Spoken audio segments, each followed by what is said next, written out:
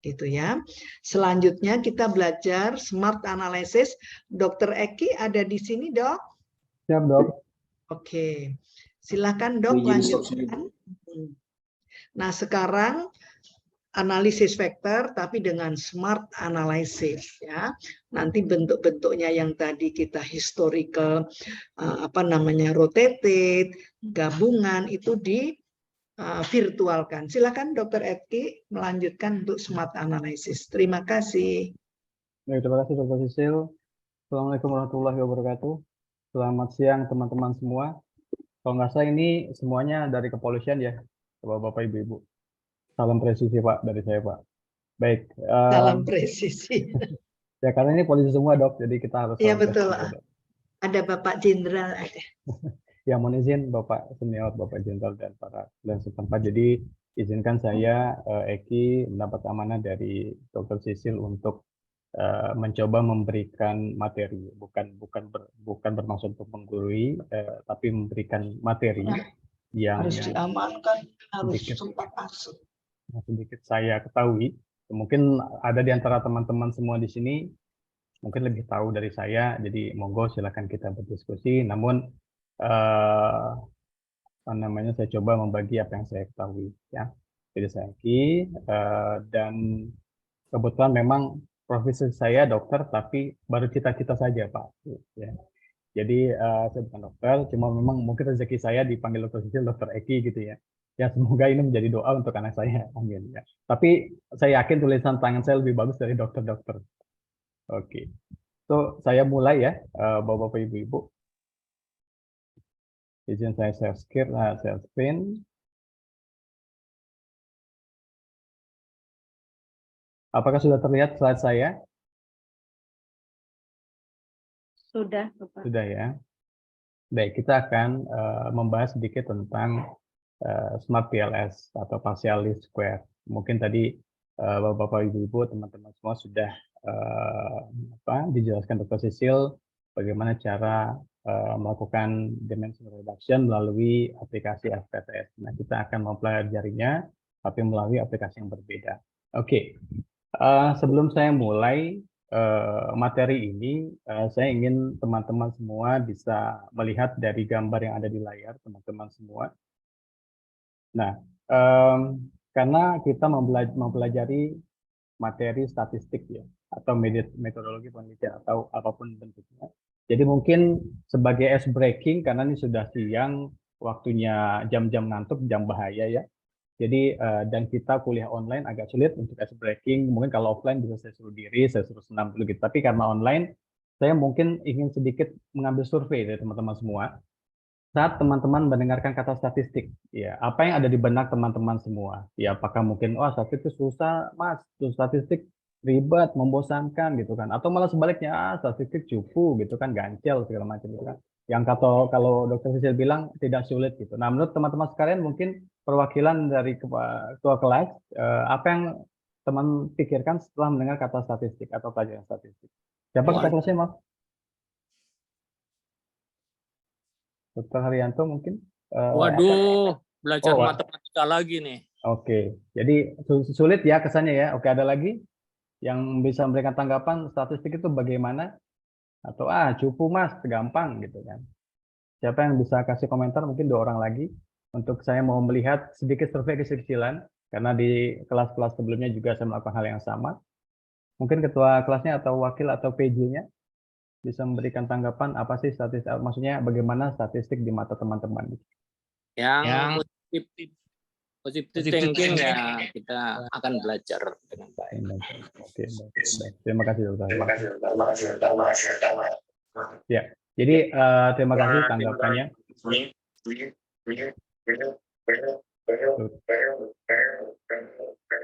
Dokter Haryanto mohon izin mungkin bisa di-mute.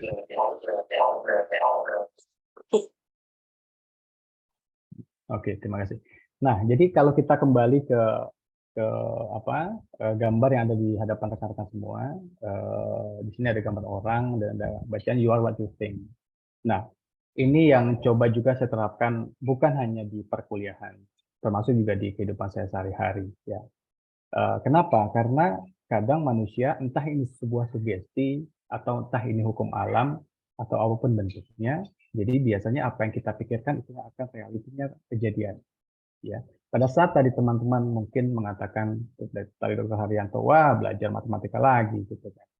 Artinya pikirannya sudah tanda kutip sudah merasa statistik ini susah gitu. Nah, jangan heran nanti akhirnya pada saat teman-teman belajar statistik ya realitinya susah. Jadi saya harapkan juga kan mungkin ini tidak hanya pelajaran statistik, ini pun saya terapkan juga di pelajaran yang lain bahwa kalau memang kita menganggap suatu hal itu susah, maka kita akan susah menjalani. Tapi pada saat kita menjalani dengan percaya diri, dengan yakin bahwa ini gampang, mudah, tidak sulit, maka insya Allah juga hasilnya tidak sulit. Ya, jadi sebelum kita mulai materi ini, jadi saya ingin emphasize lagi ke teman-teman semua. Pertama luruskan niat dulu, gitu kan? Ya, karena kalau dia sedikit di Islam itu amal lebih niat, jadi amal itu tergantung niat. Jadi kita luruskan niat dulu. Kita sebenarnya belajar statistik atau ngambil kuliah Mars ini apa sih tujuannya gitu kan? Apakah hanya ingin mencari gelar saja demi akreditasi rumah sakit gitu kan? Apakah memang kita ada kelebihan duit nih kita kuliah aja deh gitu? Atau wah teman saya titelnya udah panjang banget saya nggak punya titel gitu kan? Hanya dokter saja misalnya kayak gitu. Saya ambil Mars kayak gitu. Atau memang kita melihat oh saya kuliah di Mars ini memang saya qualified. Pada saat nanti saya lulusan Urindo, saya membawa nama besar alma mater Urindo, pada saat saya bekerja di rumah sakit, menjadi manajer kah, atau mungkin sudah ada yang jadi direktur gitu kan. Jadi hasilnya tidak mengecewakan, ya, karena memang realitanya mungkin teman-teman juga nanti akan belajar di semester 2, semester 3 dan selanjutnya dengan Dr. Jack pastinya di manajemen mutu itu akan kelihatan bahwa teori dengan berbanding praktek itu cukup berbeda gitu kan. Nah, ini yang mungkin start awal dari mata kuliah termasuk statistik, ya. Jadi tadi luruskan niat, kemudian rubah mindset teman-teman bahwa statistik itu fun, statistik itu mudah, ya, sehingga nanti apa yang teman-teman terima baik dari Dr. Sisil maupun dari saya, insya Allah bisa diresapi dengan baik, bisa diaplikasikan di pelajaran-pelajaran atau mungkin nanti kan ini hubungannya dengan tesis, ya, tesis teman-teman atau penelitian atau jurnal teman-teman di rumah sakit. Jadi ini sangat penting untuk teman-teman resapi. Karena apa? Bottom line-nya adalah dengan sudah merubah mindset teman-teman bahwa statistik ini mudah, dengan harapan nanti teman-teman bisa mencintai statistik. Ya, karena sekarang ini kita sudah dimudahkan dengan teknologi informasi yang sangat cepat, sangat mudah. Semua pelajaran statistik, Smart PLS, SPSS, semua aplikasi, semua software itu bisa dicari di Google, di YouTube dengan mudahnya. Ya, bahkan mungkin kalau teman-teman setelah ini browsing Smart PLS di YouTube itu banyak banget materi kuliah tentang Smart PLS. Mungkin nanti teman-teman lebih nyaman, lebih mudah menangkap pelajaran apa yang disampaikan para YouTuber dibandingkan dengan mungkin Dr. Sisil atau saya gitu kan. Itu bisa kemungkinan sangat banyak sekali, tapi harus berbasicnya kalian cinta dulu gitu kan. Kalau kalian sudah tidak cinta dengan pelajaran ini, saya yakin setelah kuliah ini selesai gitu kan. Tapi apabila rasa cinta itu sudah timbul, saya yakin setelah ini pada saat ada ketemu hal yang baru, kalian akan browsing sendiri. Mungkin nanti kalian akan melihat menemukan ada variabel endogen, ada variabel eksogen gitu kan. Dimana mungkin saya tidak akan menjelaskan secara detail. Nah, pada saat nanti setelah ini kalian bisa mencari sendiri gitu. Apa sih endogen, apa sih eksogen? Nanti ada variabel intervening gitu ya. Gitu. Mungkin nanti juga ada skala Likert itu apa sih? Kenapa ada 5 skala Likert, ada 7 skala Likert gitu, ada 9. Kenapa harus ganjil? Kenapa nggak genap gitu? Tapi biasanya kalian harus cintai dulu pelajaran ini gitu. Dengan kalian mencintai pasti kalian akan punya rasa giroh gitu ya untuk mencari tahu lebih dalam. Oke, karena waktu saya hanya tinggal 1 jam, kita langsung saja masuk ke Smart PLS. Jadi Smart PLS itu sebenarnya salah satu software sama seperti SPSS untuk meneliti sebagai instrumen penelitian. Apa yang diteliti itu kita sebut Structural Equation Modeling atau SEM dengan partial least square. Ya, nah ini definisinya. Jadi kita nggak langsung praktek, kita sedikit teori dulu biar teman-teman juga bisa nangkap. Meskipun Dr. Sisil pasti sudah memberikan materinya, saya hanya bahas sedikit saja. Ya, jadi SEM ini teknik analisis multivariat. Jadi banyak variabel, ya, banyak variabelnya yang kita teliti. Ya, Ini juga untuk menguji pastinya sebab akibat. Contoh misalnya apakah kepemimpinan mempengaruhi motivasi kerja, apakah kepuasan mempengaruhi loyalitas, gitu ya, sebab akibat. Ya. Nah ini fungsinya sama dengan regresi berganda yang tadi teman-teman pelajari melalui SPSS. Ya. Jadi diukur dengan banyak indikator atau pertanyaan penelitian. Oke. Nah, metode SEM ini bisa digunakan melalui yang biasanya digunakan mahasiswa maupun akademisi itu biasanya covariance based structural modeling atau CBSEM melalui part dan part least square yang akan kita pelajari atau PLSM. Nah, untuk metode komponen ini banyak aplikasi yang dapat digunakan gitu di industri ya. Tapi yang paling banyak digunakan adalah Smart PLS. Di sini nanti ada PLS Graph, ada Visual PLS, ada XLStat PLS, ya. Selain PLS di atas juga bisa pakai Amos, Crystal, PLS, GSCA, dan Tetrat. Nah ini banyak banget macamnya, tapi yang sering digunakan adalah Smart PLS. Baik, setelah kita tahu apa itu structural equation modeling atau model, ya. Nah ini adalah model regresi linear berganda. Jadi hanya ada dua variabel independen dan dependent. Nah, saya mungkin tidak perlu jelaskan lagi ya, pasti saya yakin teman-teman sudah tahu apa itu variabel independen, apa itu variabel dependent. Atau bisa bantu saya yang tahu apa itu independen atau itu apa itu dependent, mungkin teman-teman bisa volunteer. Apa sih variabel independen? Apa sih variabel dependent? Ada yang bisa bantu jawab? Ini sudah dipelajari pastinya di semester 1 harusnya ya. Bu Dr. Haryanto atau siapa di sini yang bisa bantu saya? Saya ingin tahu dulu. Ini baru semester 1. Oh, belum pelajari variabel-variabel nih, Dr. Har. Harusnya udah nih. Ini sambil lalu. Baik. Oke, jadi variabel independen itu adalah variabel bebas yang mempengaruhi variabel dependen atau variabel terikat. Contoh, variabel independen itu adalah kepemimpinan dan kompensasi. Ya, ini adalah variabel independen di mana ini adalah variabel yang mempengaruhi atau dapat mempengaruhi variabel dependen yaitu motivasi kerja. Ini contoh ya. Jadi ada dua contoh variabel. Ya. Nah, kalau di model STEM ini ada lagi variabel tambahan. Ya, dia ada di tengah-tengah ininya posisinya atau kita sebut variabel atau variabel mediasi atau intervening. Ya, jadi ada cara bacanya adalah variabel independen ini kepemimpinan dan kompensasi. Apakah dia pengaruh langsung ke kinerja pegawai? Ya, kalau lihat ininya ya panahnya ya. Apakah variabel kompensasi ini mempengaruhi kinerja pegawai? Oke. Kemudian, apakah kepemimpinan ini mempengaruhi secara tidak langsung kinerja pegawai melalui motivasi kerja? Gitu. Sama seperti kompensasi juga gitu. Dan juga apakah kepemimpinan ini mempengaruhi motivasi kerja atau enggak? Sama, kompensasi juga gitu. Nah, karena ini sangat multivariat, makanya kita menggunakan namanya model SEM pakai Smart PLS. Gitu. SPSS juga bisa, sama saja. Nanti teman-teman bisa membedakan, bisa membandingkan. Masing-masing peneliti itu punya referensi masing-masing. Kayak Dr. Sisil kan orang EPIT ya.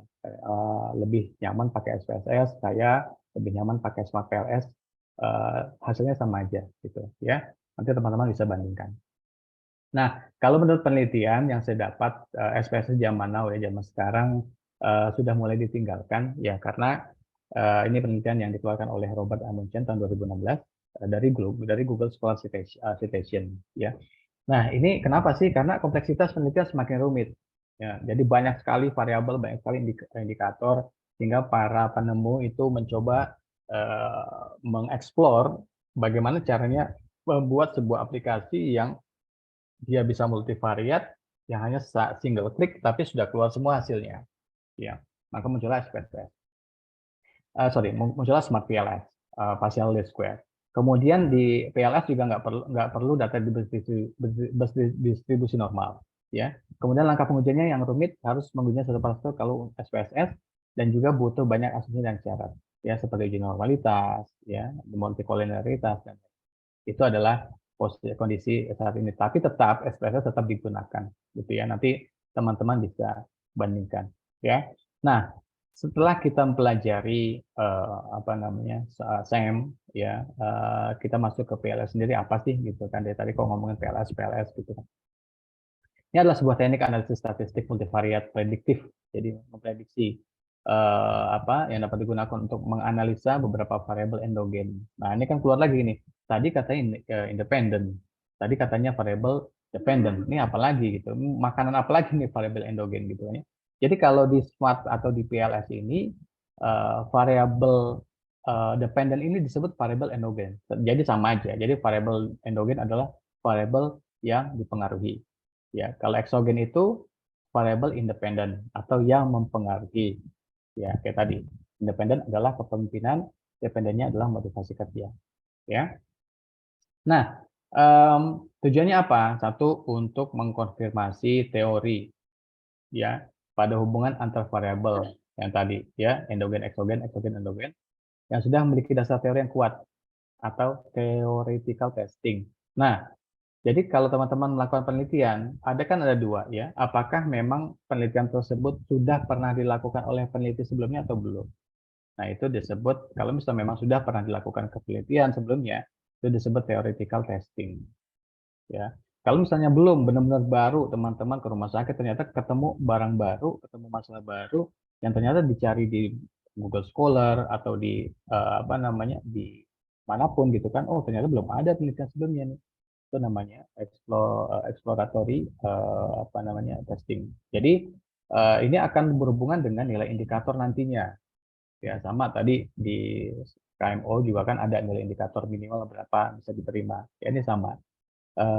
Nanti kita pelajari secara detail. Jadi kalau misalnya memang dia theoretical testing, nilai indikator untuk outer loading itu minimal di atas 0,7.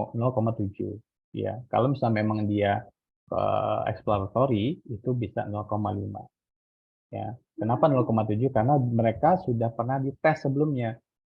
Contoh misalnya kepuasan pasien terhadap loyalitas. Itu kan banyak banget penelitian tentang kepuasan pasien.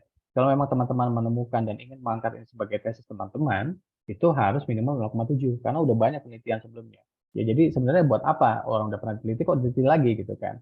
Bedanya kecuali kalau misalnya memang kita menemukan gap antara peneliti A dengan peneliti B gitu. Terjadi perbedaan. Kenapa? Gitu. Padahal materi apa namanya masalahnya sama, jumlah mungkin respondennya sama, meskipun rumah sakitnya berbeda gitu kan ya. Tapi kok hasilnya sama, yang satu bermakna, yang satu nggak bermakna. Nah itu bisa diangkat jadi bahan tesis gitu kan. Nah itu harus indikator minimal di atas 7. Nanti kita pelajari caranya ya. Yang kedua untuk memberikan rekomendasi. Nah yang tadi saya katakan exploratory ya. Jadi pada saat penelitian yang belum ada dasar teori yang kuat itu bisa dia digunakan pakai aplikasi ini ya.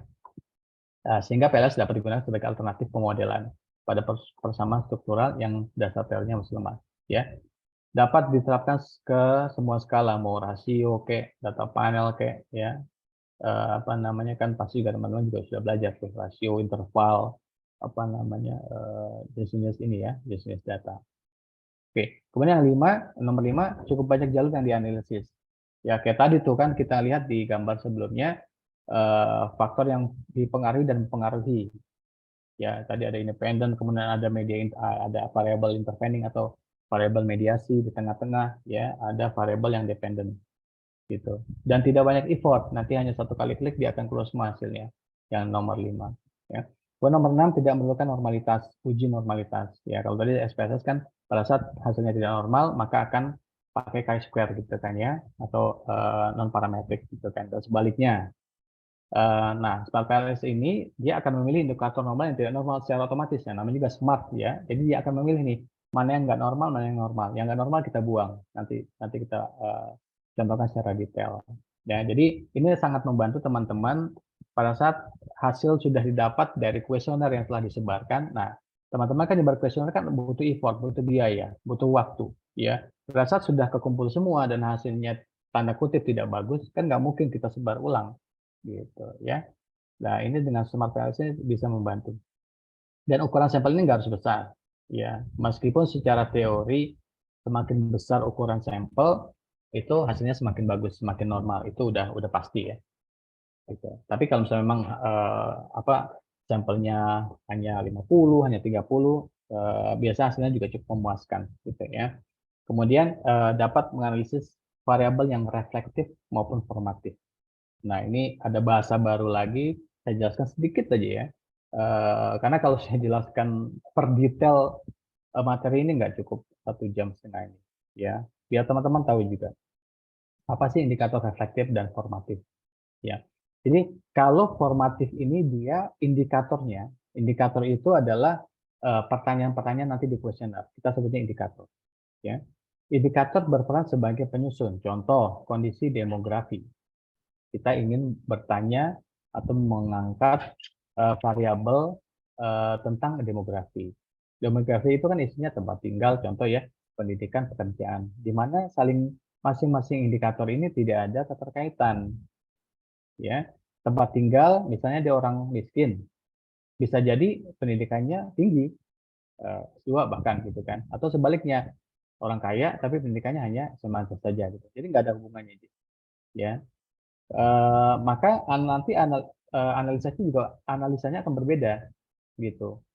Cara membaca nanti di Smart PLS akan berbeda. Kemudian kalau formatif, ini dia indikator berperan sebagai pengukur. Contoh kepuasan pasien indikatornya, ya. Nah, kepuasan pasien kan biasanya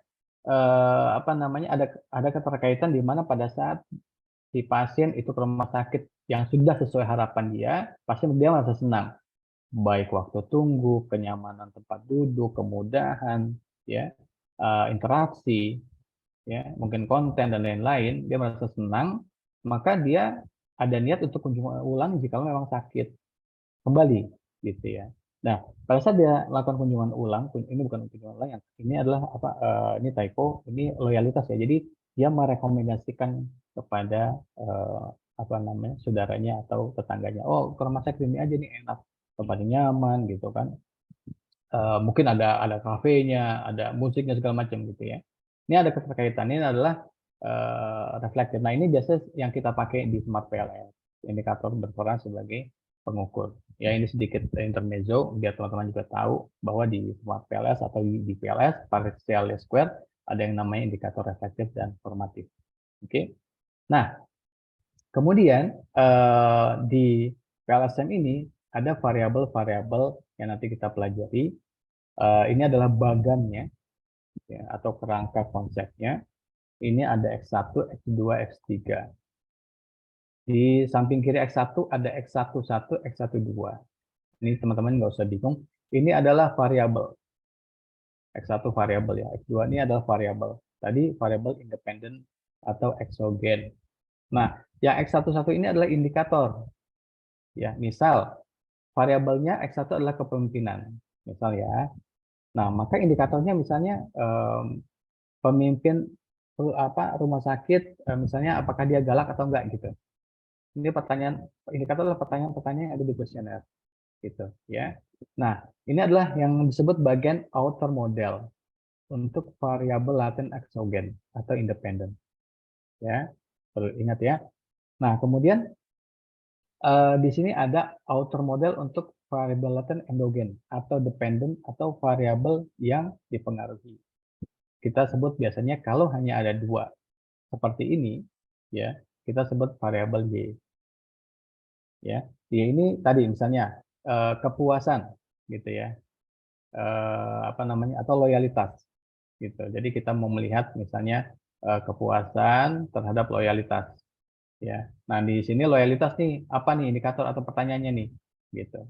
Ya jadi kalau melihat teorinya di sini yang dimaksud dengan outer model, bagaimana hubungan antara variabel manifest atau indikator dengan variabel latennya. Ya. Kemudian variabel laten misalnya X1 merefleksikan indikator dalamnya itu ya. Jadi ini tadi yang tadi kita pelajari sebelumnya, reflektif dan formatif. Ya. Kemudian berdasarkan diagram X1 sampai dengan Y, maka variabel laten adalah variabel yang tidak terukur secara langsung sehingga dapat disebut juga dengan unobserved variable faktor atau konstrak dan disebut juga dengan istilah sebagai variabel fenomena abstrak. Ya, jadi memang kalau bicara teorinya ngejelimet gitu. Ya, tapi teman-teman juga perlu pelajari, perlu tahu juga. Ya. Kemudian yang variabel manifest. Nah, balik ke diagram ini. di mana sebagai pembentuk variabel laten PLS adalah indikator. Yang tadi indikator berarti adalah pertanyaan dari kuesioner, ya. Nah, karena indikator tersebut diukur secara langsung, maka disebut juga dengan istilah observed variable atau variable terobservasi atau variable manifest atau indikator atau referensi. Ya. Nah, berdasarkan pola hubungan sebab akibat di dalam model ini, kita ketahui bahwa variabel laten X123 dapat mempengaruhi variabel laten Y. Ya, maka X1, X2, X3 disebut variabel eksogen atau kalau di SPSS-nya variabel independen, ya, dan variabel Y sebagai variabel endogen atau variabel dependen. Jadi tadi balik lagi, kuncinya ini sangat basic sekali, teman-teman harus paham variabel independen adalah variabel yang mempengaruhi variabel dependen, gitu ya. Kalau dan sebaliknya variabel dependen dipengaruhi oleh variabel independen. Kalau di PLSM, variabel independen disebut variabel eksogen, variabel dependen disebut variabel endogen. Ya. Oke, nah ini tadi sudah saya jelaskan. Kita bisa skip. Nah, ini adalah contoh kerangka konsep yang akan kita laksanakan, kita jalani. Tapi untuk mempersingkat waktu, saya akan menjalani yang tanpa variabel intervening atau variabel mediasi. Oke. Nah, ini adalah contoh ada outer model yang tadi, ya. Apakah ini eksogen mempengaruhi secara langsung variabel Y sebagai variabel mediasi? Apakah variabel X mempengaruhi langsung variabel Z sebagai variabel dependent, ya, atau variabel X dipengaruhi atau mempengaruhi variabel Z secara tidak langsung melalui variabel mediasi, gitu cara bacanya, ya. Tapi untuk lebih singkatnya saya akan buatkan nanti di prakteknya adalah hanya cukup dua variabel eksogen saja dan variabel endogen saja. Jadi tanpa ada variabel mediasi atau variabel intervening. Seperti yang tadi contohkan Dr. Sisil, hanya ada dua variabel, ya, independen dan variabel dependent.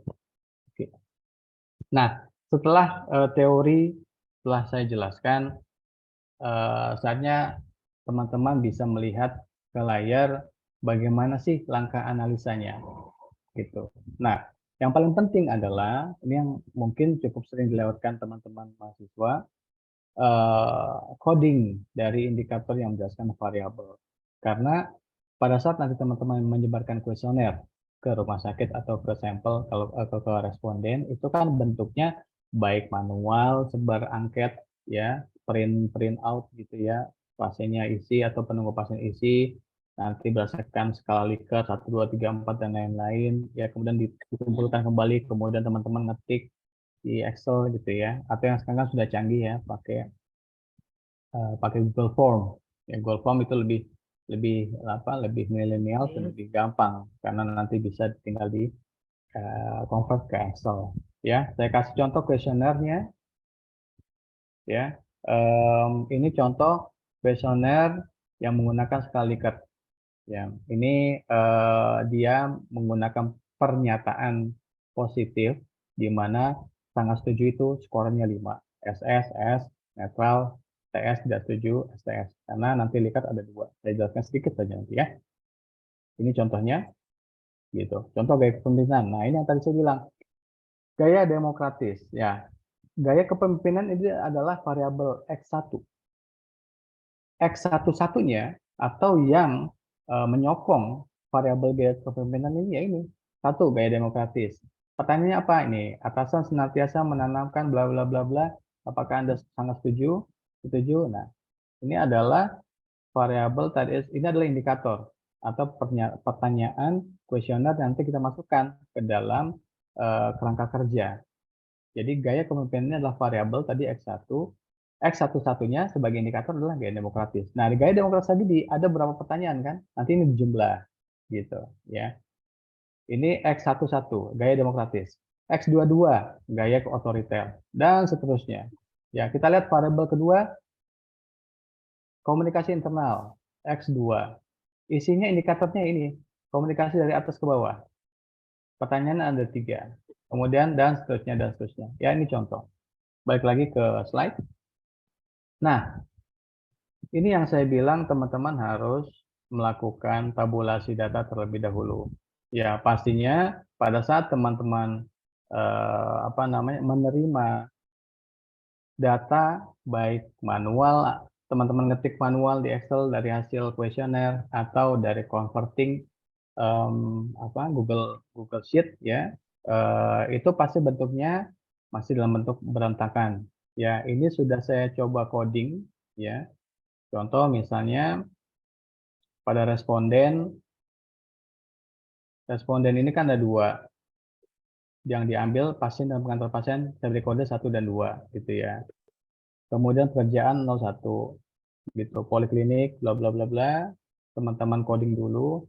Gender 12, ya nggak ada yang mutasi gender, jadi nggak ada angka 3, usia dan lain-lain. Nah, masuk ke skala Likert atau pertanyaannya ya. Di sini peneliti menggunakan 4 skala Likert, STS sangat tidak setuju, TS tidak setuju 2, setuju 2, 3, sangat setuju 4.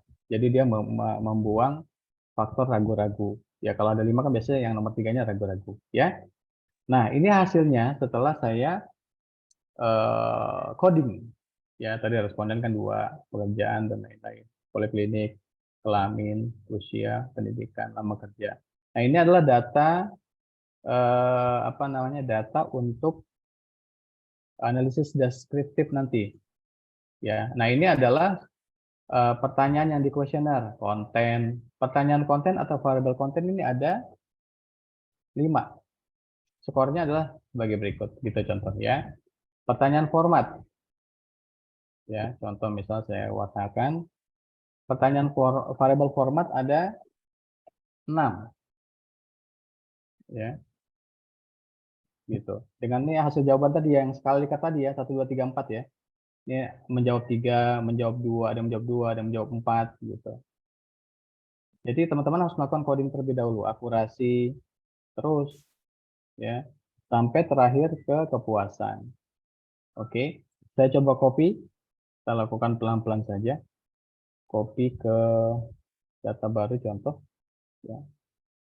Karena nanti akan saya masukkan atau upload ke Smart PLS. Nah, untuk langkah awal ini kan ini saya save dulu, save as ke Excel file atau format Excel 37A ya. Latihan 37A. Ini masih save as type-nya Excel sebagai data master kalian, jangan dibuang.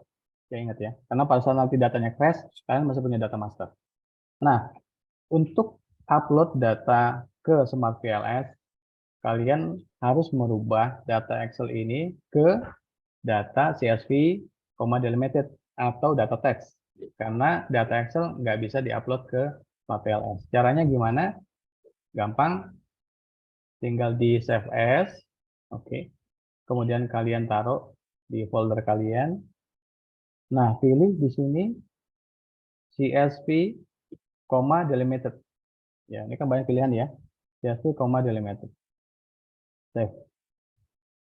Iya saja. Selesai. Jadi teman-teman sudah punya data file CSV. Ya. Di save, oke. Nah, lanjut ke slide. Setelah itu, setelah kita punya data, disebut tabulasi data, kita sudah mentabulasi data, datanya sudah bersih, sudah rapi, sudah siap upload, maka kita akan menggambar model penelitiannya seperti apa, conceptual framework-nya apa. Nah, nanti detail sini ada di bab ke-3 ya, kalau nggak salah. Gitu. Jadi kita mau melihat nih analisanya gitu. Apakah konten, apakah format, apakah akurasi, kemudahan dan timeline ini mempengaruhi kepuasan atau enggak, gitu ya. Contoh ya. Nah ini adalah kita mau melihat menganalisa itu. Setelah kita melihat, oh ternyata ada masalah nih, banyak komplain nih pasien BPJS di rumah sakit A, gitu kan. Kenapa sih gitu kan? Apa masalahnya nih? Apakah ini mempengaruhi kepuasan atau enggak sih? Gitu loh. Ya, itu contohnya. Nah, ini hanya intermezzo saja, gitu kan. Tadi ada sedikit bahasan Likert, apa sih Likert gitu kan, supaya teman-teman juga di semester 1 pun sudah paham, oh ternyata Likert ini. Jadi kalau kata Sugiono ini sekali cut itu sekali yang digunakan untuk mengukur sikap, pendapat, persepsi orang atau kelompok tentang fenomena sosial. Ya, nah dengan skala dekat ini variabel yang akan diukur dijabarkan menjadi indikator variabel. Nah, ini yang perlu teman-teman pahami, hati-hati bahwa ini bentuknya bisa pernyataan atau pertanyaan. Diusahakan kalau pertanyaan semua, diusahakan ya. Atau kalau pernyataan semua. Dan juga ini bisa bersifat positif atau negatif. Dan ini skornya beda, hati-hati. Ya, contoh misalnya pernyataan positif ini sangat setuju itu skornya 5. Ya, sangat tidak setuju skornya 1. Contohnya apa? Misalnya suster di poli rawat jalan ini ramah. Gitu. Ini positif, pernyataan positif ya. Maka dia poin paling tingginya 5. Nah, kalau pernyataan negatif justru kesebalikannya, sangat setuju itu 1 nilainya. Ya, contoh kasir nggak sopan gitu ya. Nah, ini intermezzo saja, mungkin nanti setelah kuliah ini atau semester selanjutnya ada pembahasan tentang kuesioner, tentang skala Likert itu lebih detail lagi ya, supaya teman-teman juga menambah wawasan. Oke. Nah, setelah kita punya data tadi sudah rapi, sudah ditabulasi, sudah siap dengan kerangka konsep penelitiannya gitu kan.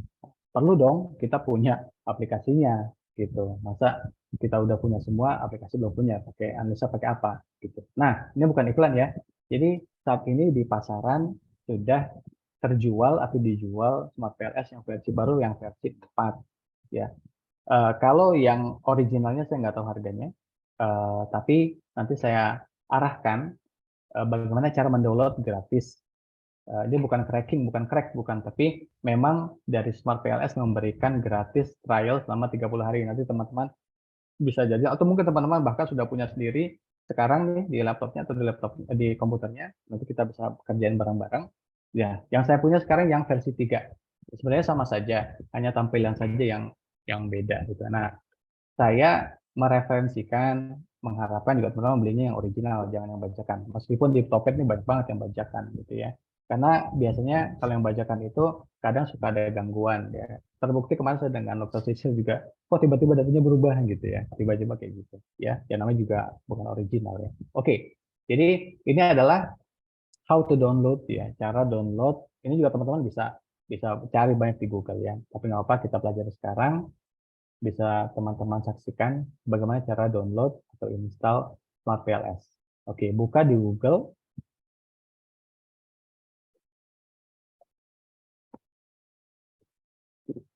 Klik Smart PLS, nanti dia akan muncul paling atas. Tinggal diklik.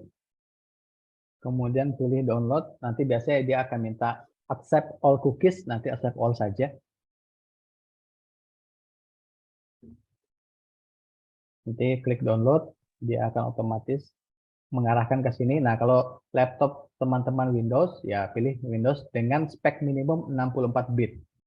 Kalian cek dulu di spek laptop kalian atau komputer kalian, minimum 64 bit, atau misalnya pakai Apple gitu kan, pakai Mac, ya pilih yang Mac OS X. Dia akan download otomatis .exe. Ya. Ini cukup butuh waktu tergantung dari kemampuan laptop atau komputernya. Sambil dilakukan juga nggak apa-apa teman-teman, sambil menyaksikan sambil download, it's okay.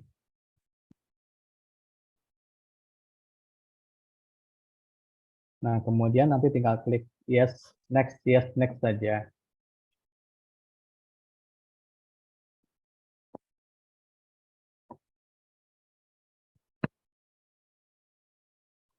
Nanti akan ada tampilan pop-up next ya. Ini lokasi penyimpanan, nanti dia udah apa namanya, next saja atau oke saja. Setelah saya selesai, dia akan arahkan ke finish, klik finish.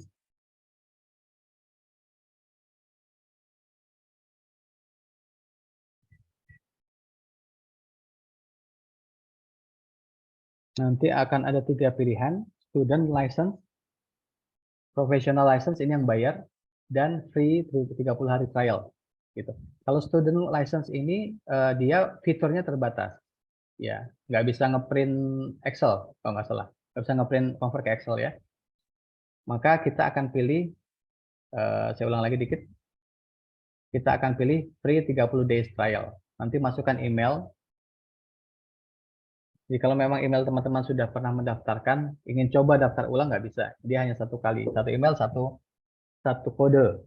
Karena nanti kode tokennya akan dikirimkan melalui email. Jadi kalau misalnya sudah 30 hari, teman-teman mau download lagi yang gratisan, ya udah bikin email baru. Gitu, nggak bisa pakai email yang sama.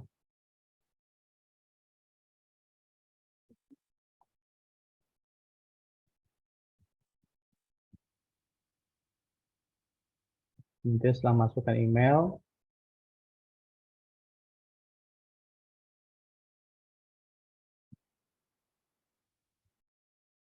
nanti kalau teman-teman klik agree ini berarti menerima semua iklan-iklan dari Smart PLS. Ya. Di uncheck aja, biar nggak penuh emailnya. Nah, nanti Smart PLS akan mengirimkan kode token ke email yang didaftarkan. Ya, contohnya ini.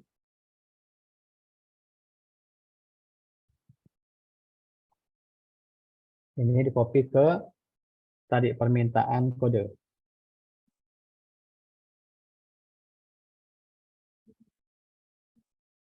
Nah, sudah dimasukkan, maka akan ada informasi apakah mau diaktif token license, ya, apakah mau start usage, gitu. Selesai. Nah, inilah caranya bagaimana teman-teman mendownload secara gratis free trial 30 hari, ya, untuk Smart PLS 4. Oke.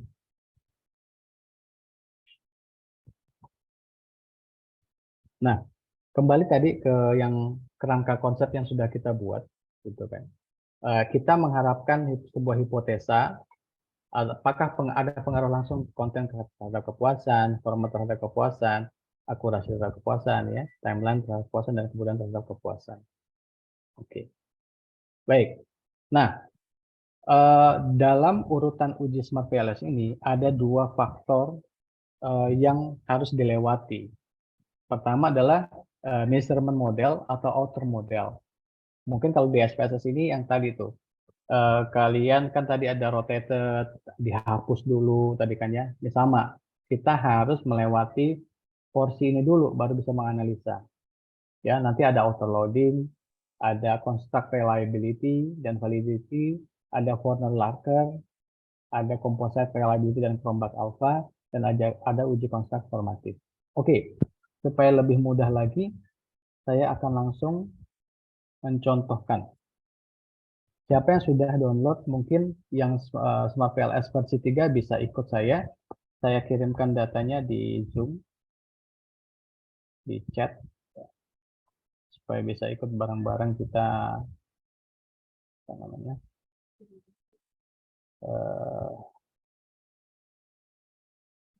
dulu.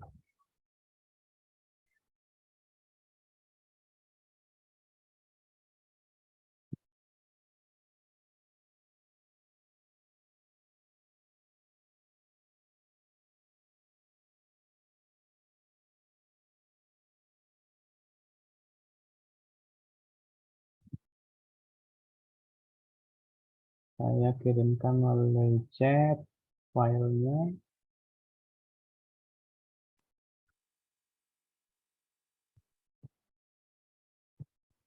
Latihan 37. Oh, saya harus tutup dulu.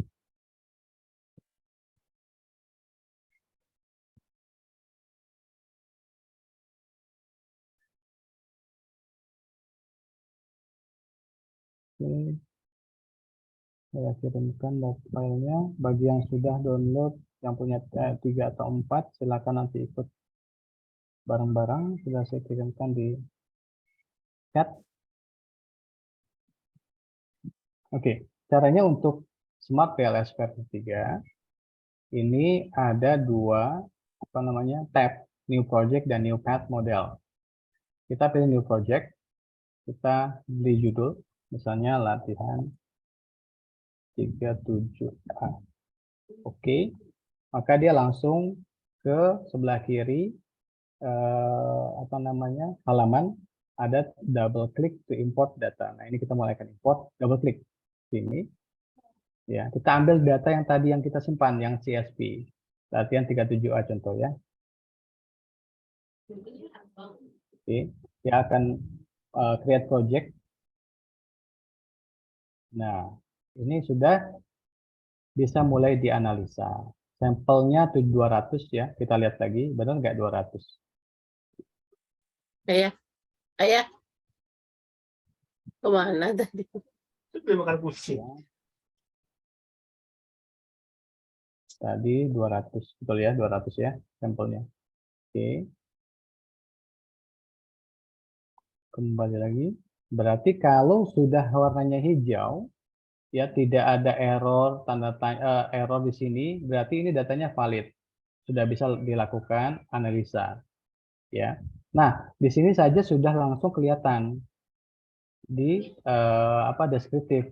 Ada nilai minnya sudah kelihatan, nilai mediannya sudah kelihatan, angka minimum maksimum dari hasil tadi likapnya kelihatan. Oh, ternyata ada yang jawab 1 ya. Ada yang jawab 4 maksimum ya. Ini bisa dilakukan di copy paste ke untuk kepentingan analisis deskriptif. Oke, lalu bagaimana cara menganalisanya? Kita double klik di latihan 37A. Ya, double klik tadi di sini ya. Silakan yang bisa mengikuti. Caranya adalah cara pertama ini untuk indikator. Tadi kan konten ya, konten 1 sampai 5.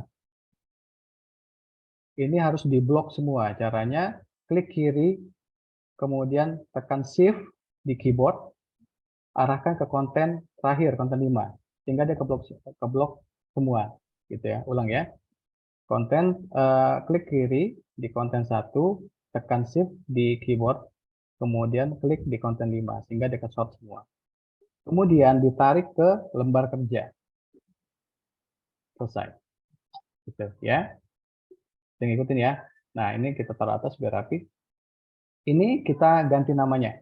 Ini kan secara defaultnya adalah latent variable 1. Kita ganti namanya tadi, klik kanan, rename, content. Content, atau kita bisa tambahkan X1. Oke, karena kan tadi X1 tadi ya. Sudah, selesai. Lanjut yang kedua, variable kedua, format. Sama tadi, format 1 sampai 6 ya. Di drag, ditarik. Sudah, selesai. Kita rubah, klik kanan, rename, format atau X2. Oke. Lanjut akurasi sampai 6. Tarik, di drag. Oke. Oh, ini karena kepolisian ini di drag, bukan obat-obatan, bukan ya. Ditarik, di dragging ya. Kita ganti nama akurasi atau X3. Kemudian timeline sampai 5. Kita tarik lagi. Klik kanan, rename, timeline atau X4.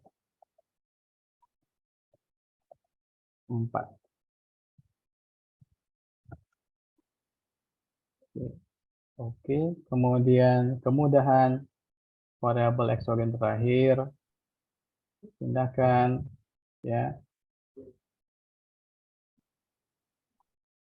Kemudahan di X5.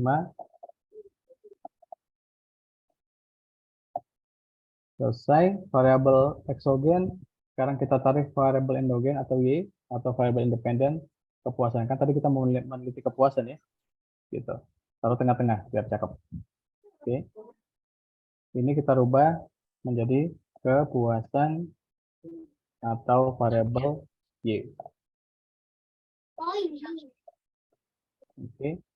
Nah, ini belum bisa dianalisa ya. Tandanya merah. Caranya bagaimana? Kita harus tarik garis dulu untuk mengkoneksikan. Klik connect. Oke.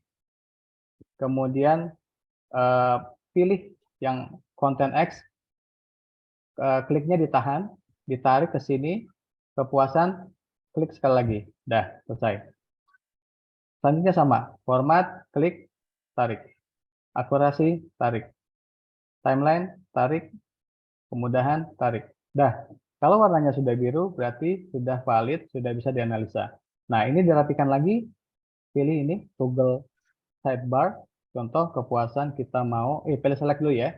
Kepuasan kita mau ini biar rapi ke kanan. Ini bisa diatur-atur nih ke atas, ke samping, ke bawah, ke kanan.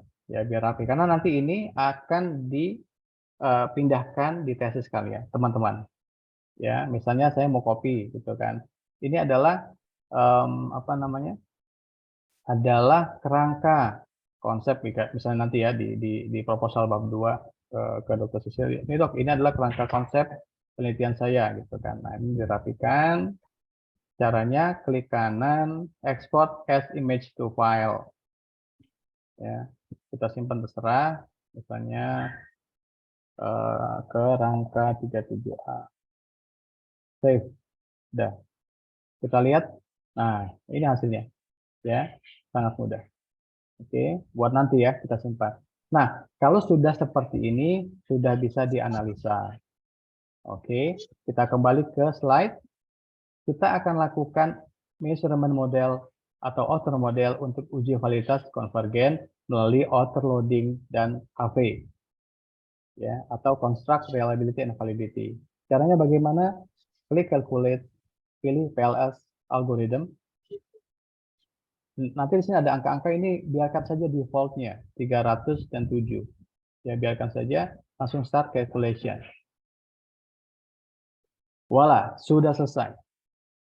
Right? Jadi sesimpel itu sudah keluar hasilnya semua. Tapi tunggu dulu, kita akan lihat apakah ini angkanya sudah sesuai dengan kriteria atau belum. Ya, balik lagi ke slide, kita mau melihat uji validitasnya, datanya ini valid atau enggak, atau indikator ini valid atau enggak melalui angka outer loading. Lihatnya di mana?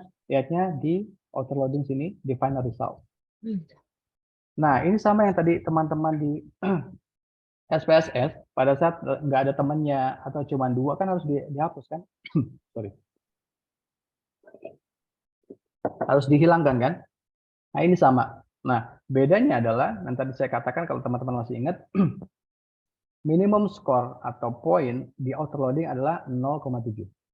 Pada saat angkanya di bawah 0,7, maka indikator tersebut menandakan tidak valid dan harus dibuang. Tadi kalau di SPSS kan tadi pas di rotated, yang nggak ada temannya kan dibuang. Nah, ini yang tadi saya bilang, Smart PLS dimudahkan dengan warna. Ya teman-teman nggak usah pusing, nggak usah jereng matanya, hanya lihat, oh yang pokoknya yang warna merah dibuang, selesai. Oke, nah berarti apa yang kita buang? Kemudian 4 dan kemudian 5. Yang lain kan sudah hijau ya, sudah di atas 0,7 berarti sudah aman. Tinggal di delete. Ya, di delete, balik ke lembar kerja, cari tadi apa? Sorry, kemudian 4, kemudian 5, kita buang. Yang mana kemudian 4, kemudian 5? Kita lihat ini ya, kemudian 5 betul, kemudian 4 harusnya ini. Ya, ini klik kanan, delete. Oke, klik kanan, delete. Nah, semudah itu teman-teman. Oke, sudah kita delete yang tadi, yang merah ya, yang nggak valid, kita calculate ulang lagi. PLS algorithm lagi. Ya. Ini biarkan start calculation lagi. Kita lihat bagaimana setelah kita delete, apakah sudah valid atau belum. Di outer loading. Nah, ini udah cakep. Udah hijau semua, sudah di atas 0,7. Oke, nah ini kalau sudah langkah awal sudah lewat, kita bisa ekspor ke Excel. Nah, ini yang saya bilang tadi, kalau yang tadi student license, dia nggak bisa ekspor ke Excel, gitu. Kalau yang berbayar kalau yang berbayar tadi full license pasti bisa. Yang 30 trial juga bisa. Nah, ini kalau saya punya yang full versi untuk yang 3, jadi saya bisa ekspor ke Excel. Oke, start export. Nah, ini yang dimudahkan di Smart PLS ini. Jadi nanti dari Excel ini kalian bisa copy paste ke hasil tesisnya. Ya, saya simpan di sini latihan 37A PLS algorithm. Algo. Nah, oke. Kita tunggu exportingnya. Sudah selesai. Nah, ini teman-teman, langsung semuanya keluar. Ya. Contoh tadi overloading kan, ini overloadingnya. Ini bisa langsung dirapikan di sini untuk nanti di copy. Ya, contoh ya. Oke. Ini sudah sangat enak sekali dipermudah. Kan tadi udah gak ada yang merah kan? Tuh, udah hijau semua. Oke. Ini bisa di copy paste. Contoh ya misalnya tesis kalian gitu kan.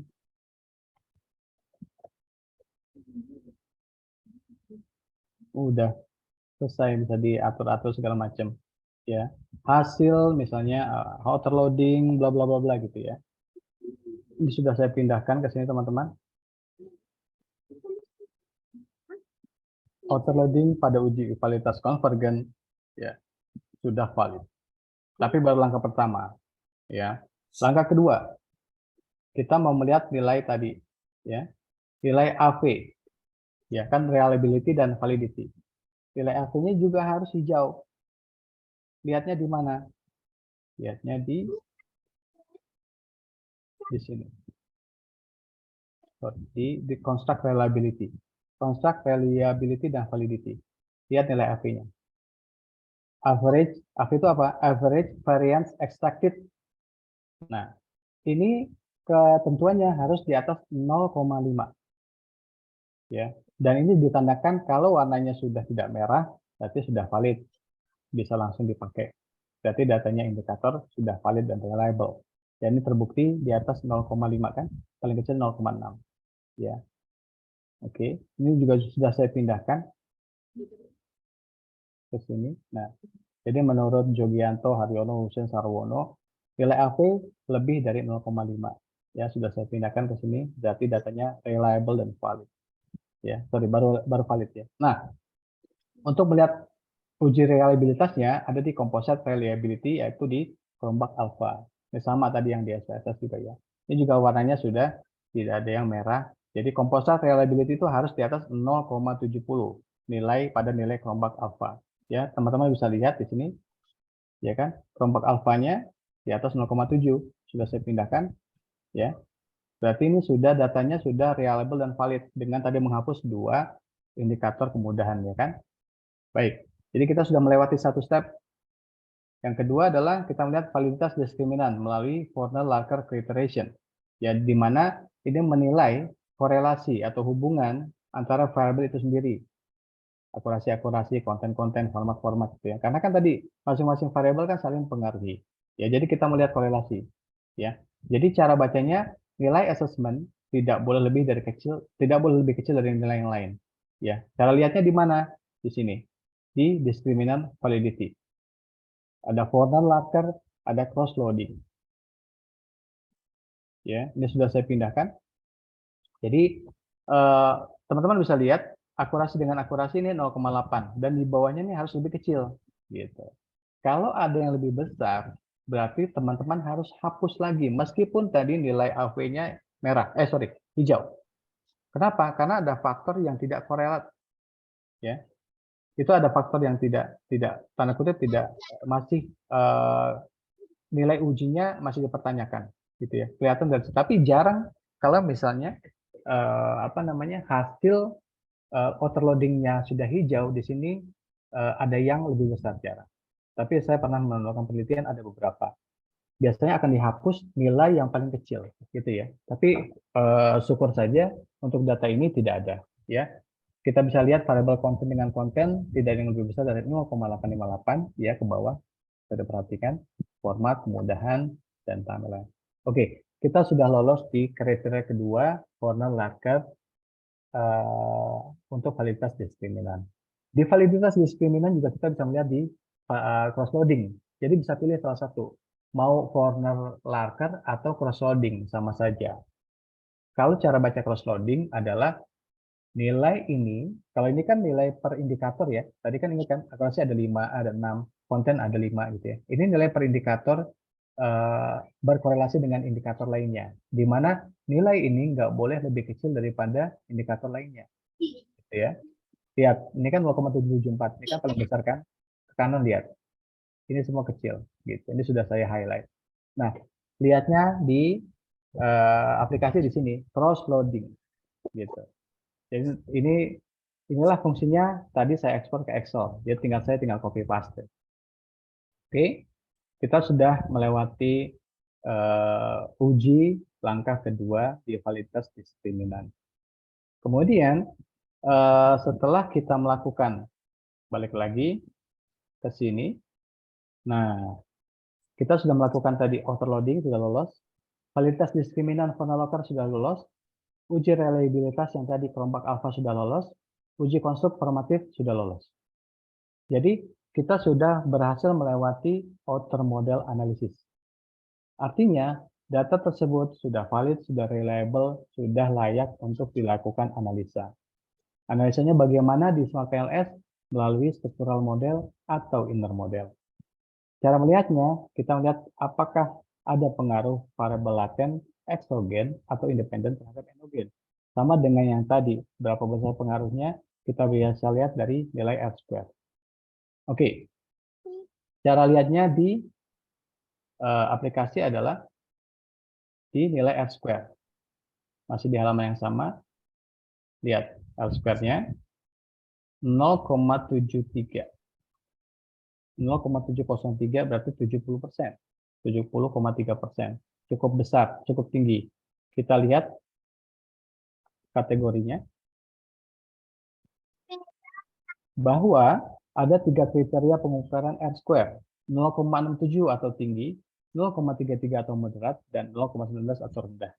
Nah, terbukti bahwa nilai R-square atas analisa tersebut adalah 0,703, dengan kata lain bahwa keputusan variabel keputusan dipengaruhi oleh variabel lain, kepuasan maksudnya, variabel kepuasan dipengaruhi oleh variabel lain adalah dalam model sebesar 70,3%. Gitu. Ya. Jadi yang mempengaruhi kepuasan, ini bukan keputusan ya, yang mempengaruhi kepuasan adalah tadi akurasi, konten, format, kemudian dan timeline.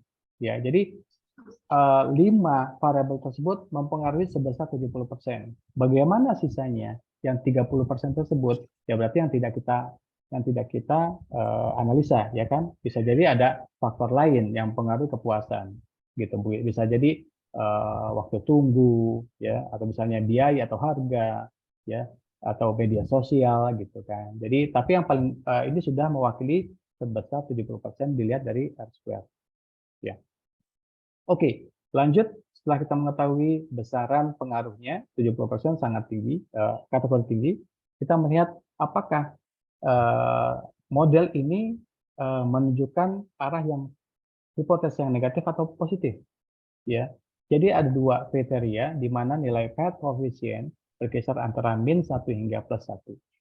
Kalau dia angkanya semakin mendekati nilai plus 1, maka hubungan kedua konstruk semakin kuat. Ya, hubungan yang mendekati min 1 mengindikasikan bahwa hubungan tersebut bersifat negatif atau lemah. Ya, cara lihatnya di sini. Ya. Di bootstrapping. Oke, tadi kan kita sudah melakukan algoritma ya. Langkah kedua kita lakukan bootstrapping, nanti sekarang kita lakukan blindfolding untuk mengetahui Q-square. Nah, untuk bootstrapping ini subsample-nya biarkan saja 500. Ada peneliti yang mengatakan minimum teman-teman harus tambahkan menjadi 5.000. Itu lebih precise lagi, lebih akurat lagi, tapi proses calculatingnya akan lebih lama. Untuk saat ini biarkan 500 saja. Sebenarnya gini, subsample ini bisa dikatakan kalau misalnya sampel kalian di bawah subsample itu masih aman. Misal sampel kalian 600, maka harus berubah nih, harus lebih tinggi, gitu ya cara bacanya. Dan kita lihat signifikansi levelnya 0,05 sebagai standar. Ya kan ada yang 0,01, ya ada yang 0,05, ada yang 0,025 gitu ya. Kita biarkan 0,05 sebagai nanti patokan alpha score-nya. Langsung start calculation. Nah, nanti kelihatan di sini min, standar deviasi, value gitu ya. Kita ekspor dulu ke Excel file. Ini bootstrapping tadi ya. Latihan 7A, bootstrapping. Kemudian ya sekalian saja kita lakukan blindfolding untuk mengetahui nilai Q-square. Sama keluar semua dia, path coefficient dan lain-lain. Kita balik ke lembar kerja di sini. Oke. Nah, sebelumnya ini juga bisa kita tadi hasil bootstrapping bisa kita save gambarnya, export to image to file, ya. Ini tadi hasil bootstrapping 37A bootstrapping. Oke, save untuk nanti di ini. Kemudian kita lakukan blindfolding, biarkan saja 7 start calculation. Nah, nanti kelihatan Q square-nya di sini ya. Di construct cross validated redundancy. Ini langsung kita export ke Excel. Downfolding.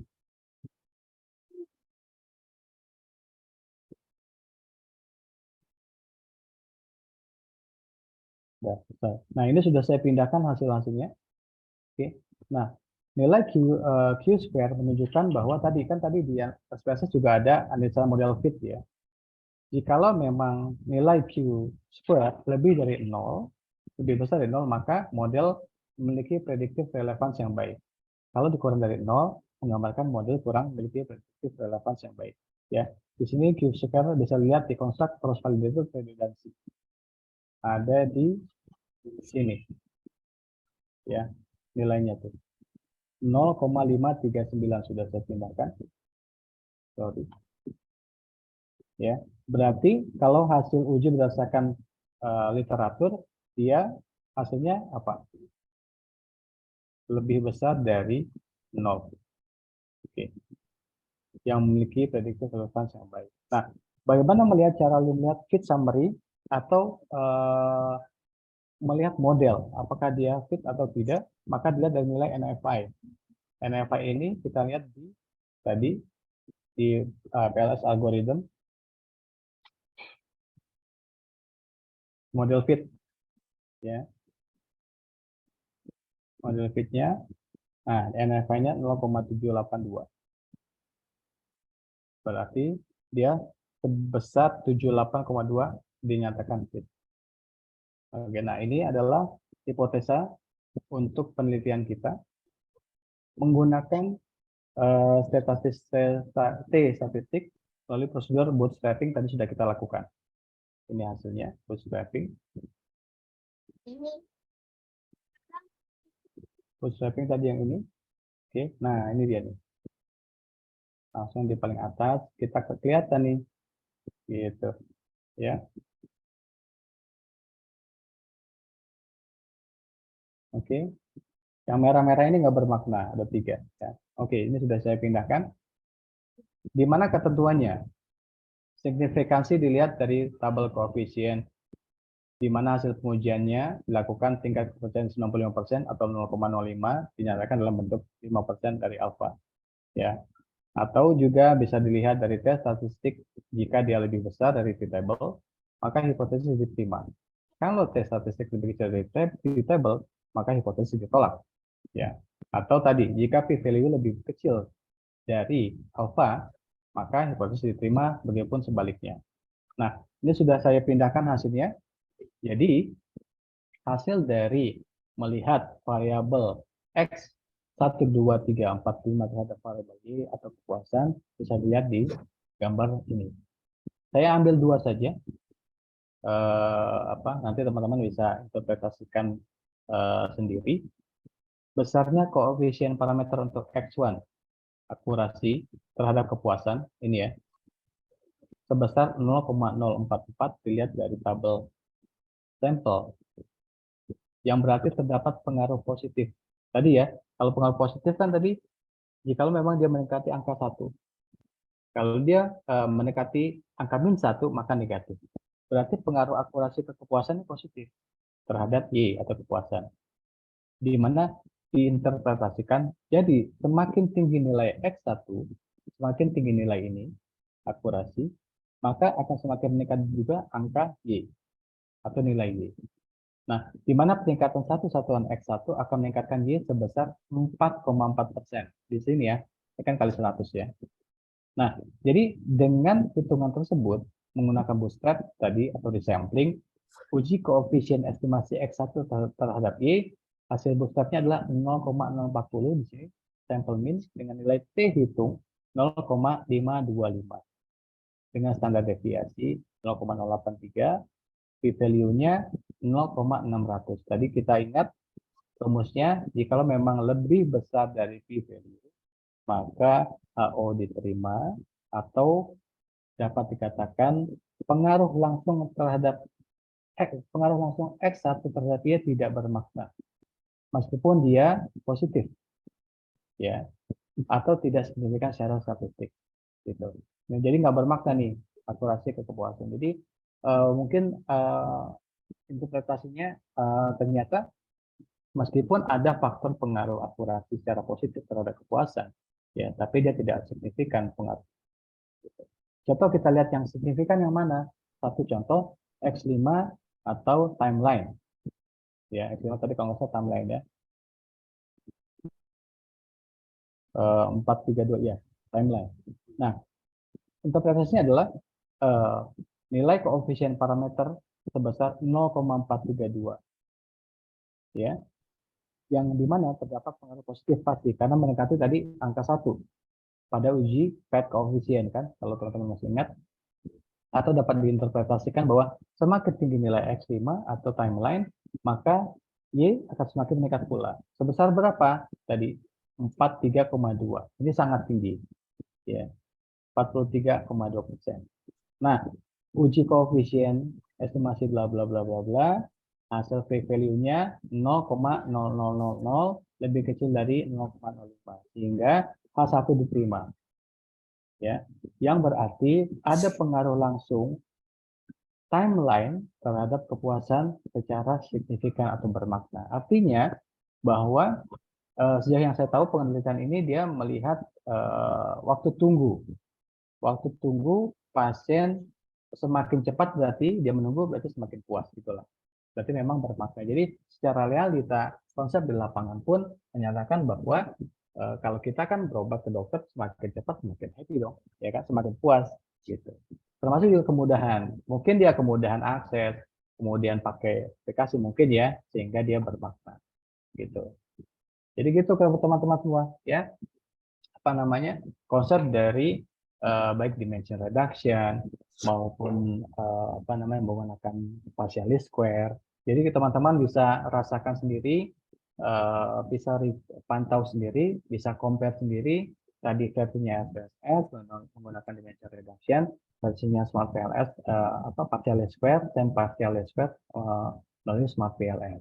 Ya, balik lagi bahwa semuanya bisa dipakai baik SPSS maupun Smart PLS. Atau mungkin apa namanya ada yang expert pakai AMOS, itu ada juga gitu, sama saja ya, dia tergantung dari kenyamanan teman-teman semua ya. Ada nyaman pakai SPSS seperti dokter sipil, biasanya lebih nyaman pakai Smart PLS, itu bebas-bebas saja gitu. Biasanya hasilnya juga nggak jauh beda, paling hanya sedikit tapi tetap hasilnya biasanya hipotesisnya akan gitu. Ya, jadi semuanya sudah menggambarkan bahwa sebegitu mudahnya statistik sebenarnya ya, jika memang teman-teman tadi diluruskan kemudian mindsetnya dirubah ya, itu nggak ada yang nggak mungkin bahwa ini sebenarnya mudah. Nah ini biasanya untuk penelitian hanya itu saja ya, apalagi di tesis nanti di bab 2 bab 3 ini ya hanya seperti ini gitu, hanya nanti pengembangannya di lapangan gitu. Jadi mungkin demikian yang dapat saya sampaikan teman-teman. Kalau memang ada pertanyaan saya persilakan tentunya untuk dibuka sesi tanya jawab. Terima kasih. Izin bertanya, dokter? Boleh Pak. Siap izin. Silakan. Kami izin bertanya. Jadi ini aplikasi yang kalau buat kami cukup baru. Biasanya pakai SPSS ya, yang kemudian memang banyak sekali tabelnya. Ini mungkin lebih sederhana dan mungkin lebih banyak membantu. Tadi saya mohon izin kalau salah, dokter. Jadi kami lihat untuk ujinya semuanya ada, kayak reliabilitas, validitas. Cuman saya yang tertarik itu yang dokter sampaikan di awal, yaitu tentang uji normalitas. Dokter sudah sampaikan di awal tadi bahwa memang kalau menggunakan aplikasi ini, uji normalitas ini tidak termasuk dalam uji-uji itu. Nah, ini sebetulnya menurut kami mungkin jadi solusi buat nanti peneliti-peneliti yang mungkin datanya tidak normal. Nah, yang kami ingin tanyakan, apakah memang di aplikasi ini untuk uji normalitas itu memang tidak dilaksanakan, dan apakah itu tidak mempengaruhi nanti hasil akhirnya? Oke. Terima kasih, dokter. Terima kasih, pertanyaan bagus sekali. Jadi maksudnya tidak digunakan begini.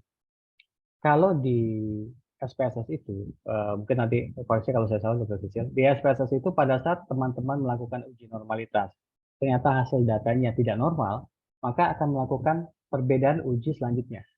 Gitu. Kan tadi pakai chi-square gitu kan. Apakah nanti akhirnya pakai parametrik atau non parametrik? Gitu. Apa bedanya di situ?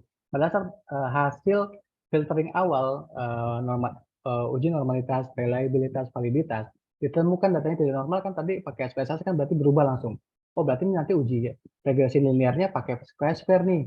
Nggak bisa pakai yang apa namanya?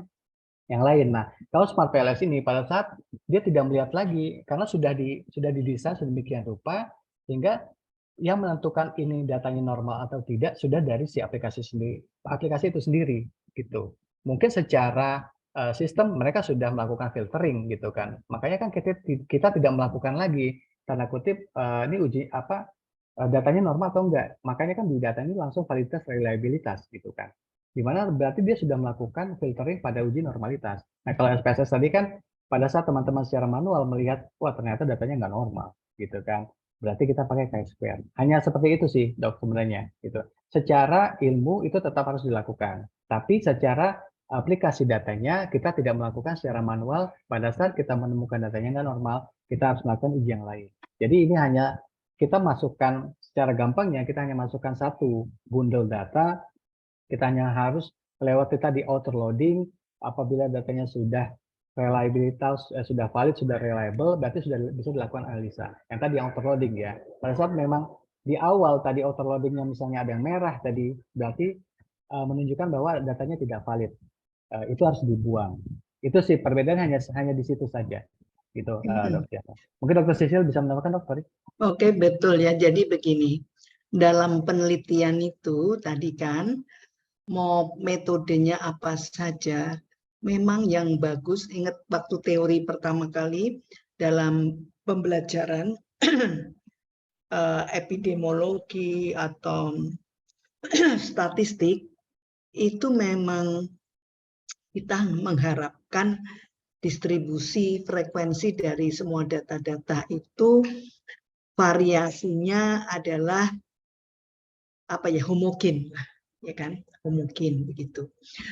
Untuk itu makanya perlunya entah itu epidemiologi, entah itu statistik, yang utama adalah uji validitas dan reliabilitas. Ingat waktu pelajaran kita belajar tentang di epidemiologi ada validitas, reliabilitas, menyangkut akurasi. Validitas adalah mengukur apa yang harusnya kita ukur dengan ukuran yang standar. Sedangkan reliabilitas itu pengukuran siapa saja orangnya, siapa saja, di mana saja, kapan saja, hasil ukurnya itu sama. Nah, kalau itu sudah valid dan reliable, makanya tadi entah di dimension reduction, entah di smart analysis, pasti dia ada validity dan reliability. Kalau yang masih klasik manual, kemarin kita sudah belajar waktu semester 1 UTS, itu validitas dan reliabilitasnya adalah dari tidak ada dimension reduction-nya. Semua pertanyaan kita anggap valid dan reliable. Tetapi pada saat kita menguji dengan validitas dan reliabilitas, tertapi sendiri kan, dengan melihat tabel validitas itu, sudah jelas, oh kalau sampelnya sekian, dia nilai P-nya sekian, di atas probabilitas sekian dia tidak valid gitu. Jadi yang utama dalam penelitian itu tadi valid dan reliable. Setelah valid dan reliable, makanya apakah sampelnya itu memadai enggak? Kalau sampelnya memadai ya sudah amin. Makanya di dimension reduction itu ada KMO Mayer tadi. Si Mayer ada menambahkan lagi bahwa kalau sampelnya yang memadai itu di atas nilai KMO-nya, ada yang teori menyatakan di atas 5.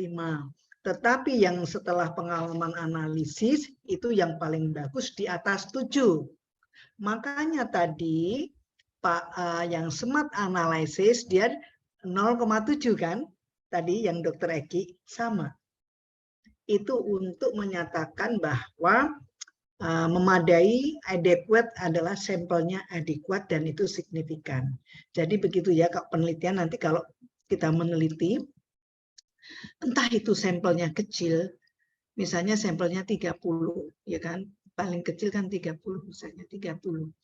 Kalau jawaban dari responden itu konsisten dan sesuai apa dengan teori, biasanya dia normal. Nah, kenapa normalitas? Nah, kok kita perlu menguji normalitas dan tidak normalitas? Karena kalau kita menguji untuk distribusi Gauss yang menyatakan dengan apa, digambarkan dengan lonceng, itu distribusi normal di mana nilai min median, biasanya kalau distribusinya normal, nilai min median sama apa namanya mode itu 1 titik. Angkanya sama, misalnya 115, satunya 1499, satunya 15,1, bahkan 15 semuanya. Artinya bahwa benar-benar berdistribusi normal nih. Nah, kalau distribusi normal itu untuk analisis enak. Mau pakai ini, pakai min, pakai median dan sebagainya. Makanya tadi saya kan ada non parametrik. Tapi dari pembelajaran, belajar saya juga belajar statistik, ternyata nilai paling aman median ya. Karena distribusinya normal, pakai median juga nggak apa-apa. Distribusinya tidak normal, justru dianjurkan pakai median. Mengapa kita pakai aja median, normal tidak normal? Begitu. Itu dari kita belajar gitu ya, lama-lama saya lihat ya. Ngapain pakai aja median? Karena aman. Tidak, median itu aman kenapa? Tadi ya, normalitas, dari normalitas udah nggak usah normal tidak normal, kita pakai median aman. Karena nilai median tidak dipengaruhi nilai ekstrim. Ekstrim kecil maupun ekstrim apa? Besar. Dan median kan ada di tengah-tengah. Ya kan? Tengah-tengah. Kurang atau lebih di tengah-tengah. Aman begitu. Itu. Siapa tadi yang bertanya? Siapa Dok yang tanya tadi? Siap, kami. Terima kasih sudah terjawab, Bu. Ya, jelas ya. Jadi begitu. Yang penting ada uji, semua pasti ada uji validitas dan reliabilitas. Begitu semua variabelnya tadi valid dan reliable, ya kan? Kalau valid, tentu saja sudah ada rumusnya. Untuk reliabilitas paling bagus di atas 7, kan sudah ada kan? Kuat. Nah, itu juga sudah. Itu saja yang kita tambahkan. Terima kasih. Baik, terima kasih Dr. Sisil. Mungkin ada teman-teman yang lain yang entah setelah mata kuliah ini apakah tambah bingung atau tambah nangkap. Enggak, orang nilainya 100 loh. Alhamdulillah. Dokter Eki semoga 100 betul ya. Semua menguasai tentang valid, independen, dependen, ANOVA, linear regression, linear berganda, ya kan? Bahkan secara ini ada yang Barber-Johnson, itu penting banget untuk melihat efisiensi di rumah sakit ya. Terus apa lagi? Penghitungan besar sampel, nanti kalau mau penelitian di rumah sakitnya Bapak Ibu sekalian, Nah, gampang menghitung besar sampel dengan bermacam-macam desain. Siap, siap. Saya yakin kepolisian kita pinter-pinter, Dok. Iya, kompak, yang jelas kompak. Itu jiwa korsa, Dok. Baik, ada lagi pertanyaan teman-teman? Bapak, Ibu-ibu dari Ya, jadi materi ini. betul sekarang itu memang banyak sekali aplikasi-aplikasi itu sebetulnya untuk apa ya? Lebih bisa menjelaskan analoginya, persepsinya. Kemarin dulu itu kan ini sama ini digabung, oh begitu digabung dengan visual yang bagus jadi kelihatan gitu. Tidak pun dibikin pakai manual juga tidak ada masalah. Yang penting pengertiannya, memahamin begitu saja. Jadi statistik kan statistik. Statis. Jadi sebetulnya tidak ada yang sulit, tinggal kebiasaan saja kan Bapak Ibu. Kayak tadi contohnya Dokter Yano kan lancar kan, yang compute, yang apa, different apa, untuk menjadi different variabel ya dari numerik ke kategorik. Mau dikembalikan lagi kategori ke numerik ya tinggal dikalikan saja, tidak ada yang sulit. Setuju. Nah, apalagi sekarang tadi saya tambahkan semakin dipermudah dengan banyaknya tampilan-tampilan youtuber yang melakukan tutorial gitu kan. Nah, itu bisa banyak sumber yang bisa kita ya sekarang enak belajar pakai YouTube banyak tuh. YouTube banyak enak, bener sekarang belajar tuh enak banget itu. Dokter Eki bikin video yuk, itu video pembelajaran ini. Ya, boleh Dok, boleh Dok. Saya sebagian udah bikin sih. Bikinin dok, Sama itu Pak Egi, soalnya bikinlah. sebentar mau lomba. Gitu. Ya, boleh Dok, boleh. Boleh, Bu. Yeah. Ya. Ya bikin video ini untuk statistik nggak ada sulit kok ya. Dari mulai tadi mahasiswanya apa, Bapak Ibu kan tadi ngeklik sendiri semuanya gitu. Oke lah. Mudah, Kan itu faktor kebiasaan. Begitu biasa dilakukan, lama-lama menjadi habitual. Setuju, Dok. Saya dulu juga begitu. Dulu nggak ada itunya, aplikasinya. Ngitung pakai kalkulator. Waduh, banyak banget itu. Waduh, puyeng aku. Ya kan? Ini kan intinya kan analisis rata. Begitu kan? Rata kali rata dibagi rata.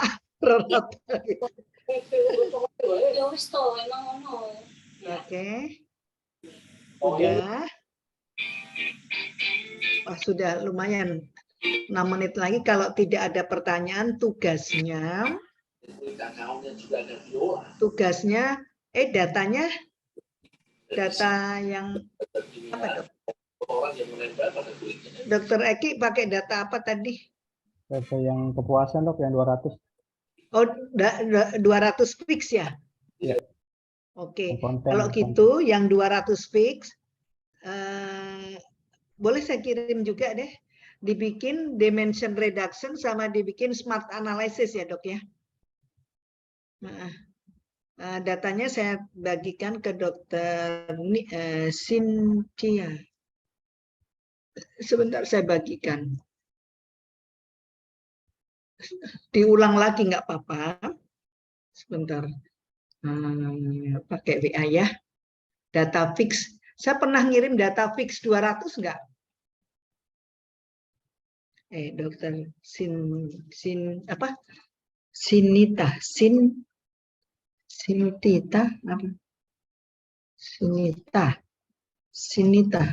Sininta, Bu. Sinin ya. Sinin. Ini dia. Datanya data yang 200 ya, 200 week. Dimension reduction sama ini. Dokumen. Data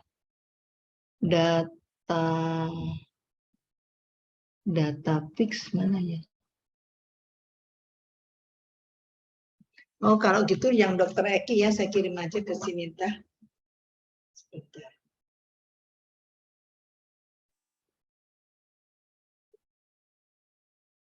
Oke.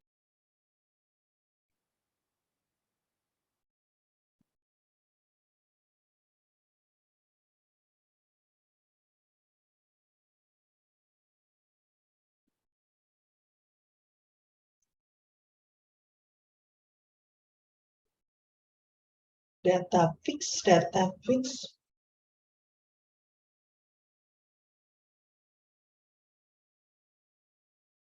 Ah, ini dia.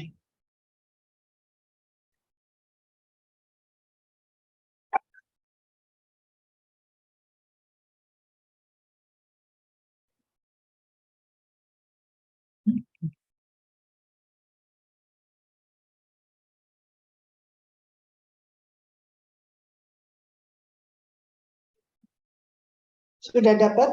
Lu kok nggak dapat? Enggak ini. Oh.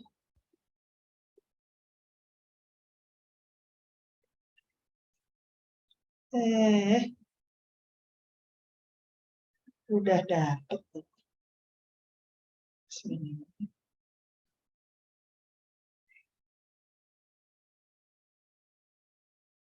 Mana data fixnya?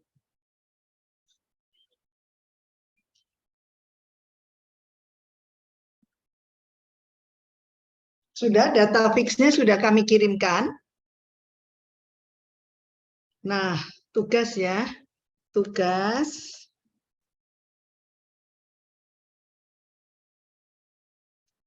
menganalisis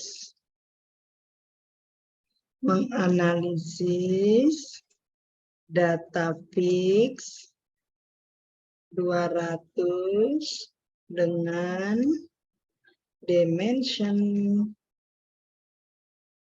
reduction atau analisis vektor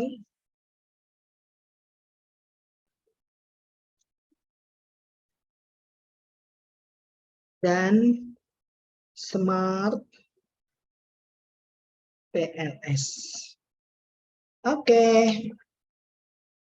Sudah saya kirimkan datanya yang 200 fix ya. Nanti dibikin sesuai dengan yang tadi Dokter Eki sudah berikan dan juga sudah saya berikan ya. Nanti jadi itu tentang apa? Pemanfaatan ATM anjungan mandiri untuk pasien gitu yang elektronik sistem. Itu kita akan mengevaluasi fiturnya, formatnya, aksesnya mudah, kecepatannya, dan kepuasan daripada si penggunanya yaitu pasien. Itu. Oke. Kalau sudah kami tidak ada pertanyaan lagi, kalau mau bertanya boleh nanti by email, by WA Dokter Eki ya boleh juga.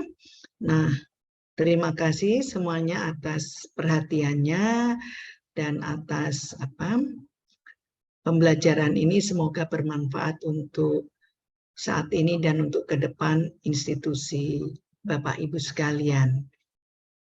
Terima kasih. Foto dulu absensi untuk absensi.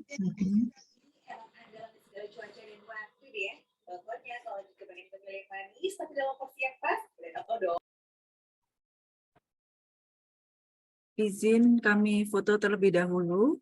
Ya, terima kasih. 1, 2, 3.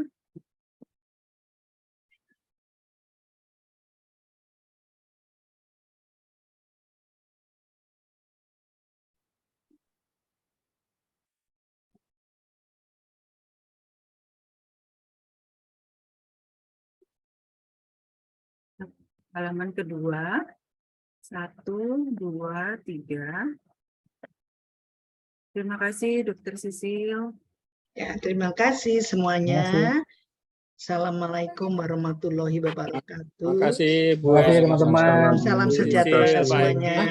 Salam. Salam presisi teman-teman. Presisi. Ini kalau Bapak Ibu kelas internasional misalnya di luar negeri, itu analisis itu dipakai semuanya. Itu masih dipakai sampai saat ini. Gitu. Terima kasih. Terima kasih Bu Sisi. Saya Lip, Saya live, Bu. semuanya. Terima kasih Pak Eki. Izin, Lip.